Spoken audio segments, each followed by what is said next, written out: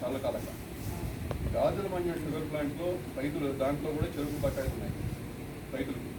దాంట్లో మా ఫాదర్ ఉండగా ఓకే ముఖేష్ గారు ఆయన బాబు గారికి చెప్పి రైతులకి వాళ్ళ బాకీలు వాళ్ళకి చెల్లించాలని చెప్పి ఒకేసారి మొత్తం కోఆపరేటివ్ షుగర్ ఫ్యాక్టరీస్లో ఉన్న అన్ని బకాయిలు రాష్ట్రం యావత్తు ఒకేసారి చెల్లించేశాం. ఇవాళ అక్కడ బకాయిలు చెరుకు బకాయిలు లేవు అక్కడ. కానీ అది పూర్తిగా షట్ డౌన్ జరిగింది కాబట్టి ఎంప్లాయీస్ అయితే ఉన్నారు. వాళ్ళు అప్పటి నుంచి ఎంప్లాయ్మెంట్ పనేం లేదు, కానీ వాళ్ళకి మనం పూర్తిగా రిలీవ్ కూడా చేయలేదు. కానీ వాళ్ళకి జీతాలు పెండింగ్ ఉన్నాం. ఇప్పుడు జగన్మోహన్ రెడ్డి నాకు ఏం చేశారంటే ఆ ల్యాండ్ మీద కనపడింది.